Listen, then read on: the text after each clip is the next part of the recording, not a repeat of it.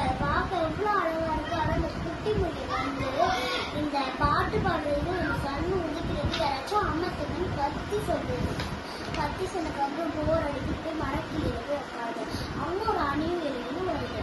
அந்த அணியும் எலியும் சொல்லிட்டு, முயலே நீ வா, நாங்க வந்து ஒரு வெளில போறோம், நீனும் உட்காந்து ஜாலியா இருக்குன்னு சொல்லிட்டு குட்டி அந்த முயல் சொல்லிட்டு மாட்டின்னு சொல்லுது. அதுக்கப்புறம் வந்து அப்பதான் அந்த எலிக்கும் அணிக்கும் தெரிஞ்சு இந்த முயலுக்கு வந்து ரொம்ப சுறுசுறுப்பா இருக்கிறதுனால இருக்கு அப்படின்னு சொல்லி அந்த அணில் வந்து மூக்கு மேல திராட்சை வச்சு ஆடி கிடைச்சேன்னு பார்த்தியா நான் அப்படின்னு சொல்லிட்டாங்க. அதுக்கப்புறம் வந்து அந்த அந்த எலி பண்ணிச்சா பார்த்தியா நான் வெயிட் எடுக்குது எவ்வளோ சூப்பரா இருக்குது அப்படின்னு இந்த எலி சொல்லிட்டேன். அந்த முயல் சொல்லிச்சு, நான் ஏதோ பண்றேன் உங்களுக்கு என்ன எதுக்கு இப்படி பண்றீங்கன்னு அப்படின்னு கேட்டுச்சு. அதுக்கப்புறம் கீழே போயிட்டு அது காலை பார்த்துச்சா என்னோட கால் மட்டும் இவ்வளோ பெருசா இருக்கு அப்படின்னு சொல்லிச்சான். அதுக்கப்புறம் வந்து ஒரு மலை உச்சியில போய் ஏறிச்சா. உச்சியில ஏறும்போது கைய கட்டிட்டு கால் அப்படியே பெருசா வச்சு ஏறிச்சா. அதே மாதிரி இந்த அணிலும் எதுவும் பண்ணிட்டா நம்மளும் அதே மாதிரி பண்ணா சிரிக்குமே அப்படின்னு சொல்லிட்டு அதே மாதிரி பண்ணிட்டான்.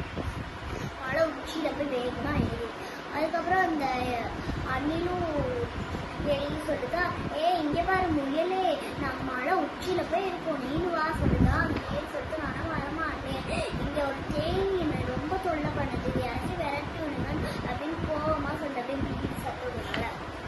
அதுக்கப்புறம் அந்த அணில் சொல்லிச்சு, இங்க பாரு வானத்துல பாரு ஒரு முயல் மாதிரி ஒரு மேகம் இருக்குன்னு சொல்லுங்க. முயல் சொல்லிட்டு அது ஒண்ணு என்ன மாதிரினா இல்லைன்னு சொல்லுங்க.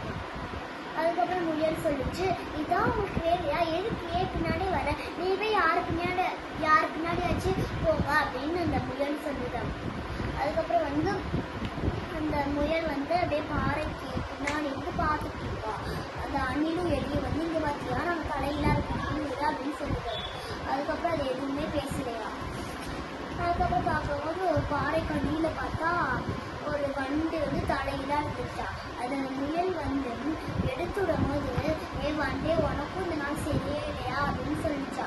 அதுக்கப்புறம் தெரிஞ்சு நம்ம இந்த நாள் ஃபுல்லா சுறுசுறுப்பானா இருக்கும், இதுல ஜாலியா இருக்கலான்னு போய் முயலுக்கே அன்னைக்கு சொல்லிச்சா. என் முயலே என்னை ரொம்ப மன்னிச்சிருந்தா, நான் தெரியாம இப்படி பண்ணிட்டேன், மன்னிச்சிருந்தேன், நான் வந்துட்டு அந்த ஜாலியா இருக்கேன் அப்படின்னு முயல் கேட்டுச்சா.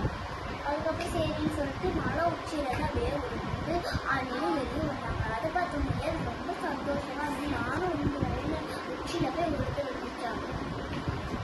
அதுக்கப்புறம் வந்து ஜாலியாக எத்தி விளையாடிட்டு இருந்தாங்க. அந்த அணில் வந்து ஏதோ ஒரு கூறுக்குள்ள போய் தலையை விட்டுச்சா. விட்டுட்டு திருப்பி எடுக்கும் போது ரொம்ப கோவமா இருக்கு. அந்த அணிலுக்கு